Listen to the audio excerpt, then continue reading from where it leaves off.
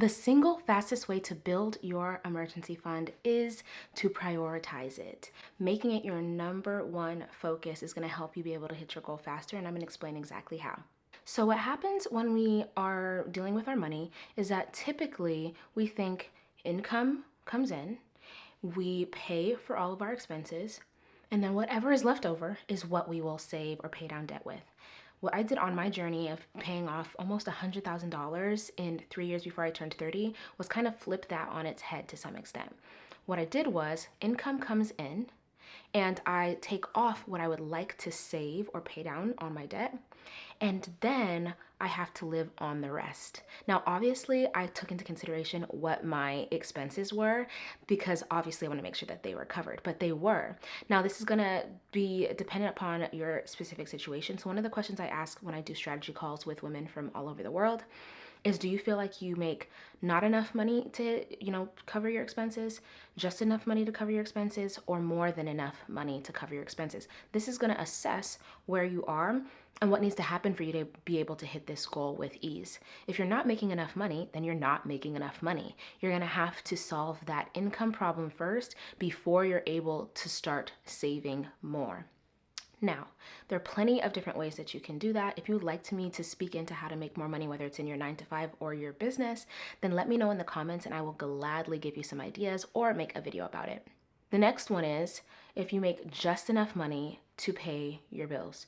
You're kind of on the cusp here, right? Because this is going to mean taking a deeper look at what's going on as far as your money management goes.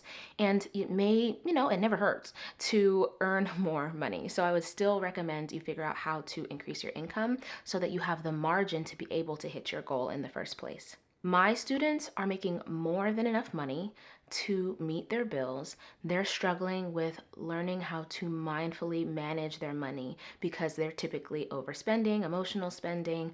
They don't have the systems in place. They don't know what to do with this newfound income that they have, right? They just got a raise, an inheritance. Their business is growing really well. And so they've never been in a position where they had more than enough and don't know what to do with that. And there's actually something called like Parkinson's law, which essentially means that like supply and demand is going to come together to essentially, if you make more, you're going to spend more, right? Unless you have a way of avoiding lifestyle inflation or lifestyle creep. In this situation, it's going to be so much easier for you to be able to save because you have the margin. I think one of the biggest mistakes women are making is trying to work on a goal that they are not yet able to work toward because of their position. So in order for change to occur, you have to be ready, you have to be willing, and you have to be able. A lot of people are ready and willing, but they're not able yet because they haven't figured out that income piece. And so again, you want to assess yourself with those 3 questions, and then that's going to tell you what you need to focus on in order to make this happen fast. For those who are making more than enough money and they have the margin, $100, $500, $1,000, a lot of my students are able to save $1,000 in the first month.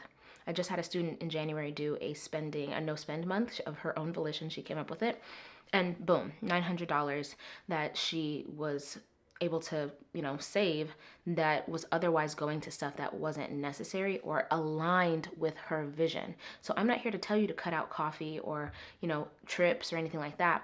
I'm here to remind you of the vision that you are creating for your life and to support you in learning how to, operate in alignment with that vision so that you can experience it and have more freedom and flexibility. So when it comes down to saving that money fast, the income comes in, you split it off right away. Whatever you want to save, I would highly suggest moving it to where you can't touch it, because behaviorally, making it hard to access is going to make that last longer. If you have easy access to it, then you could bounce your money around and be like, oh, I'll just dip in over here. It's a psychological thing, right? So moving it somewhere that you can't really see it, maybe a different bank, so on and so forth, will help you to be able to move the money, but then also leave it alone and act like it's just not even there. Set your goal and reverse engineer it. So however much you want to save, you say, okay, I want to save $1,000 this month, or I want to save $1,000 in 2 months, and that tells you what you need to do in order to meet that goal, what you need to set aside, right? Now, the thing that will help you take this to the next level is having accountability. So is there a friend, a pastor, your partner? I don't know. Do you have a coach or whatever the case is to help you be able to stay accountable to yourself? I say that because the research shows that over 90% higher rate of success for those who have accountability in the form of like a meeting with someone on a regular basis to hit their goals. So if you want to ensure your success, then you want to be utilizing this thing called accountability. I hope that's helpful for you. Move some money right now if you want to start saving. If you've got questions, let me know in the comments. I would love to speak into whatever it is that you would like to know. I saved over $30,000 in 6 months. I will make sure that video is linked or next or whatever on here. Make sure to subscribe, stick around if this is enjoyable for you or helpful, and I'll talk to you next time.